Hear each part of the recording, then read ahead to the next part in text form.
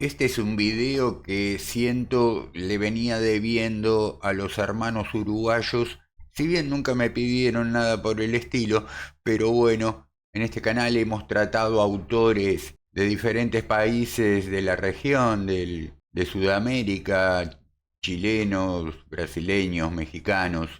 Ahora le tiene que tocar el turno a los uruguayos. Si bien hicimos un video ahora que recuerdo sobre Horacio Quiroga, pero a veces uno se olvida que Horacio Quiroga era uruguayo, por de pronto los argentinos lo consideramos un compatriota, y creo que a Felisberto Hernández casi lo mismo, ¿no es cierto? Cuando los argentinos nos gusta mucho un autor uruguayo, por ahí de una no decimos que es argentino, pero empezamos a hablar en términos de cultura rioplatense. Si no nos parece tan valioso como es el caso, por ejemplo, para mí, por lo menos Mario Benedetti, va, es uruguayo y listo. Felisberto Hernández nació en Montevideo, falleció en la misma ciudad, nació en 1902, falleció en 1964. Inicialmente fue compositor, pianista uruguayo, tocaba el piano en exhibiciones de cine mudo. No sé si ustedes sabrán, los más jóvenes por lo menos, en los inicios del cine, cuando todavía no era sonoro, era cine mudo, por ende, se solía amenizar la exhibición o recrearla con música en vivo. Se proyectaba la película en la pantalla y a un costadito había un pianista poniéndole música dramática o concomitante a la acción que se estuviera viendo. Bueno, este trabajo parece ser Felisberto Hernández lo ejercitaba. Después parece ser que se pasa directamente a la literatura. Evidentemente el hombre mientras componía música o tocaba también escribía. Ha escrito bastante profusamente, mayormente cuentos. Tiene una decena de libros de cuentos publicados. Cuando se hace análisis de la obra de Felisberto Hernández, un autor con un estilo muy propio, muy característico, se suele recaer en el facilismo de decir que, bueno, Felisberto Hernández escribía cuento fantástico. Muchas veces me parece a mí, cuando se habla de diversos autores, se cae en ese facilismo de etiquetar enseguida, bueno, esto es fantástico. Como sin duda un autor puede no ser estrictamente realista, naturalista, ¿no es cierto? En el marco de ese realismo, tal vez no sea costumbrista, o sí puede ser costumbrista, pero aparecen, sin duda aparecen elementos de lo fantástico al interior de estos trabajos, pero en muchos autores se advierte que la utilización del elemento fantástico aparece en función, en virtud de otra cosa. Fantástico en estado puro es El Señor de los Anillos de Tolkien, Game of Thrones de George Martin, muchos más. La verdad que me doy cuenta que el fantástico puro, el género fantástico por sí mismo, nunca me ha interesado demasiado. Muchas veces te discuten los cultores del género fantástico de que no, de que de atrás, en la profundidad del género fantástico siempre hay la relación con algo concreto, real, la lucha del bien y el mal, ¿no es cierto? Se pretende que el Señor de los Anillos sea símbolo o arquetipo de la lucha, de la mentada lucha entre el bien y el mal. Está bien, pero escribirse 3 tomos de este tamaño para remitir. Sí, claro, siempre en una historia tiene que haber un conflicto y entonces el bien y el mal, por fantástico que sea un texto, lo feo y lo bello va a aparecer. Pero de la misma manera, alguna vez decíamos que, por ejemplo, en relación con la ciencia ficción, Ray Bradbury utiliza el género no de manera pura, no al estilo Isaac Asimov y otros tantos autores que están viendo más las reglas generales de la ciencia ficción. Bradbury utiliza recursos de la ciencia ficción, pero no está observando la complejidad de un viaje en el tiempo, de un viaje en el espacio, como sí lo hacen otros autores, sino que apunta a aspectos más psicológicos, si se quiere, de la naturaleza humana. Bueno, mayormente suele ocurrir, en mayor menor medida, con los autores que trabajan con lo fantástico adecuándose más a las reglas generales, digamos, reglas generales incluso comerciales, porque hay una expectativa sobre el género fantástico, donde si en determinado momento cierta cantidad de condiciones no se dan, por ahí al que más le gusta este tipo de género, ciertos autores lo decepcionen, ¿verdad? Digo, entre la generación estricta de género fantástico a la utilización de recursos al interior de un texto de aparición de elementos fantásticos, puede haber una amplia gama, ¿no es cierto? Ya lo vimos en aquel video primitivo de este canal, el uso del recurso de lo fantástico en comparativa, por ejemplo, como lo usaba Gogol o como lo usaba Bulgakov en la literatura rusa. En el caso de Felisberto Hernández, fácilmente se ha recaído en que, bueno, es un autor de género fantástico. En otros casos dicen, bueno, su estilo es inclasificable. Cuando se habla en términos de inclasificable, también me parece un signo de pereza, ¿no es cierto? No porque todo deba ser etiquetado, ¿no es cierto? Pero en lo inclasificable, bueno, se puede hacer un análisis minucioso, más o menos, aunque sea, donde podamos convenir las características de un estilo, de última. Una nota acá que leo, Wikipedia dice que los cuentos de Hernández no poseen la rigurosa economía de Horacio Quiroga y no pretenden la cerebral perfección de Jorge Luis Borges. La verdad que mucho no me agrega ese tipo de comparativas. Dice acá que Cortázar recoge el legado de Hernández en historias tales o en libros tales como Historia de Cronopios y de Famas y en Rayuela. A mí no me parece, pero bueno, alguno... Sí, claro, si uno pone a comparar y siempre va a encontrar algún tipo de semejanza y de diferencias. Pero a mí no me remite automáticamente ni Cronopios, Famas y Rayuelas mucho que tenga que ver con Felisberto Hernández. O sí, pero también con Marechal y también con Quiroga y también con muchos otros. Bueno, Quiroga por ahí no, pero con muchos otros autores sí. Sí hay una observación de Cortázar que me parece interesante sobre la obra de Hernández que dice que para Cortázar es rechazable la mera etiqueta de fantástica para la obra de Hernández. Es decir, Cortázar también advierte que la obra de Felisberto Hernández va más allá de la mera etiqueta de lo fantástico. Y dice, cito, dice, nadie como él, nadie como Felisberto Hernández, para disolver esta etiqueta de lo fantástico en un increíble enriquecimiento de la realidad total que no solo contiene lo verificable, sino que lo apuntala en el lomo del misterio. Bueno, aparece la palabra misterio, por fin, sí, claro, el misterio. Yo creo que habría que separar bien lo que es género fantástico del género de misterio. Lo que pasa es que las palabras con el tiempo y a través del uso se han corrompido por lo menos en lo que era la acepción original, ¿no?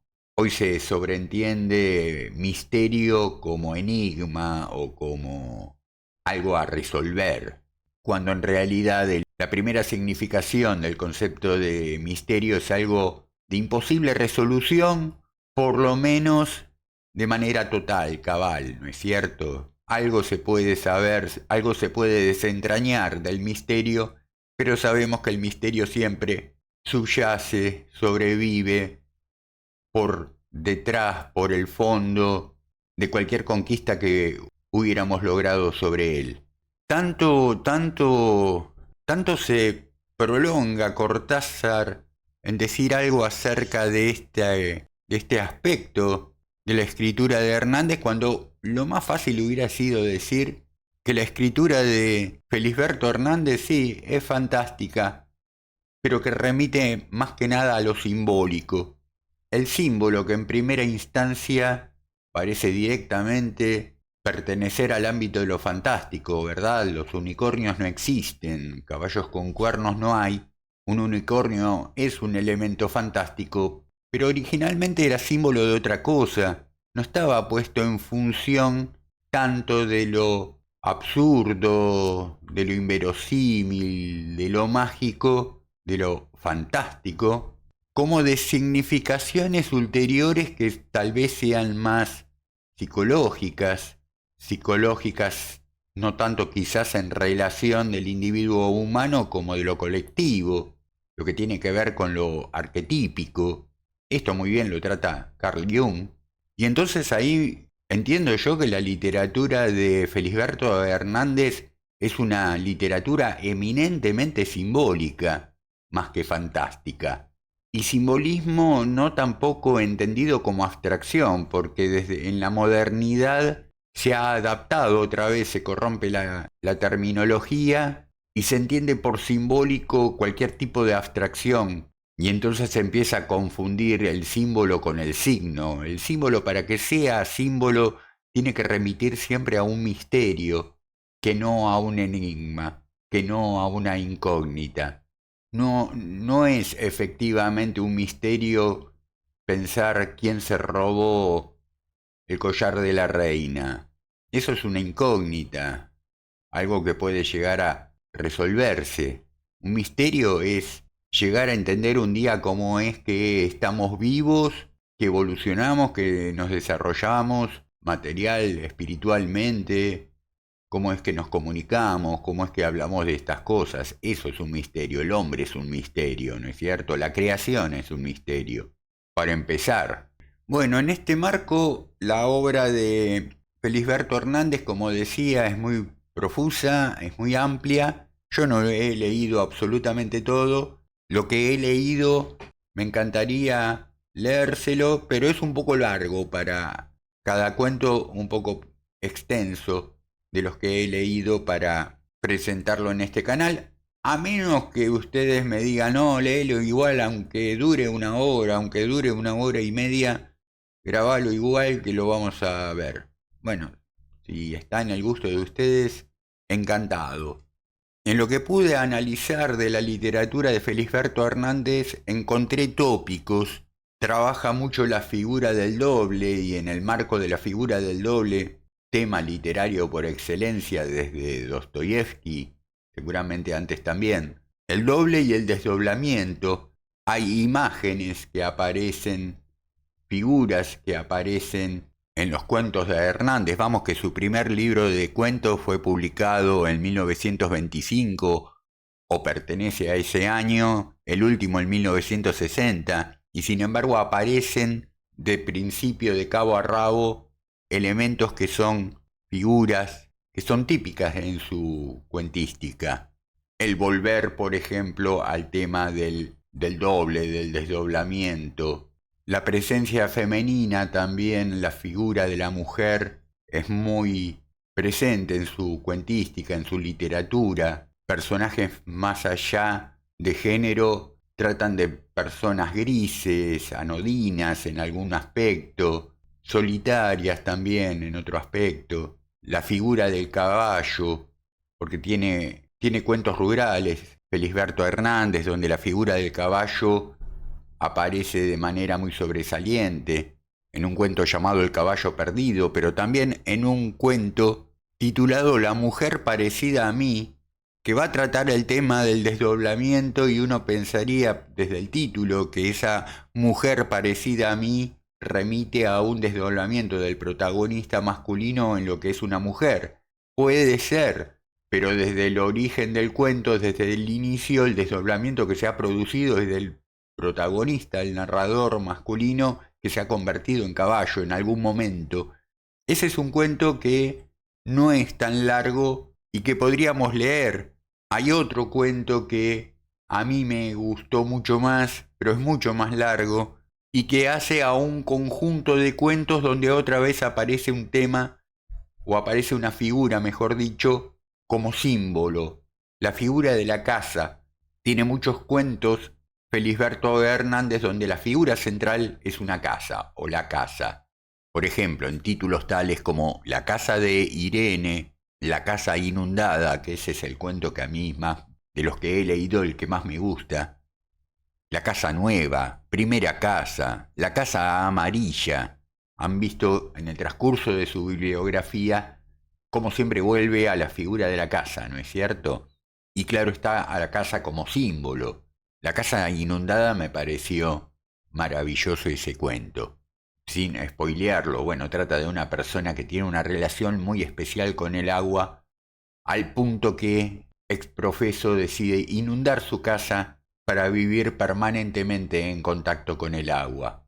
Aquí lo fantástico estaría, bueno, en la descripción de cómo una persona vive en el interior de una casa inundada y en la pretensión de que esa persona sobrevive tranquilamente rodeada de agua. El tema del agua también tiene un valor simbólico de misterio y ya llega rayano a lo religioso, sino directamente religioso.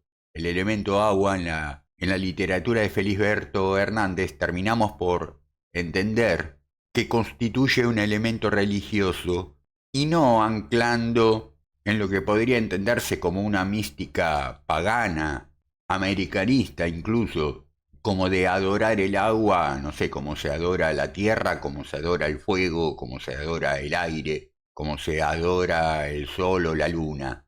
En Felisberto Hernández el agua tiene una característica mística, a mí me parece mucho más emparentada con el sentimiento cristiano. A este respecto, a ver qué les parece a ustedes esta cita que voy a leerles un parrafito al interior del cuento La casa inundada. Dice así: el agua se iba presentando como el espíritu de una religión que nos sorprendiera en formas diferentes, y los pecados en esa agua tenían otro sentido y no importaba tanto su significado. El sentimiento de una religión del agua era cada vez más fuerte. Aunque la señora Margarita y yo éramos los únicos fieles de carne y hueso, los recuerdos de agua que yo recibía en mi propia vida, en las intermitencias del relato, también me parecían fieles de esa religión. Llegaban con lentitud, como si hubieran emprendido el viaje desde hacía mucho tiempo y apenas cometido un gran pecado. Digo, esto de pensar una mística, una religiosidad del agua en vínculo con temas tales como los fieles, ¿no es cierto? O el pecado, el gran pecado, me parece más ligada a un entendimiento religioso de tipo cristiano antes que pagano o americanista. Ustedes ya saben que cuando yo digo pagano no lo digo de manera despectiva. Pagano en el sentido original, cualquier credo religioso no cristiano. No tiene connotación despectiva. Bueno, en fin, se trata de una literatura del misterio, una literatura misteriosa, de un autor misterioso, con lo cual nunca se va a agotar el tema, siempre va a haber algo más para decir, seguramente, de Felisberto Hernández y de su obra. También va a haber más para decir en la medida que lo leamos, ¿no es cierto? Que leamos varias cosas más de él. Por de pronto díganme si les gustaría, tiene un lenguaje muy poético, muy rico, muy lindo de leer, de escuchar. Si les gustaría entonces que leamos algunos de sus cuentos. Ya les dije que como rápido de leer tenemos La mujer parecida a mí, como más largo de leer y escuchar, pero que a mí me gustó mucho más, La casa inundada. También podemos seguir buscando otras cosas. Creo que hacia el final de su vida empieza a escribir algún tipo de relato breve, pero bueno, necesito tiempo para seguir indagando. Hasta el momento lo que hay, espero que les haya gustado. Si conocen la obra de Felisberto Hernández, tal vez hayan leído de él mucho más que yo, alguno de ustedes, díganme, propónganme leer tal cual cuento, díganme cuál les gustó más, por qué. Así podemos seguir desarrollando otro tema apasionante. Bueno, queridas, queridos, les mando un caluroso abrazo y saludo y como siempre les digo, por favor, toquen la campanita, suscríbanse, compártanlo y todo lo demás. Nos vemos el próximo video. Les deseo, como siempre, estén pasando hermosos días, hermosos momentos y teniendo muy gratas lecturas. Hasta pronto.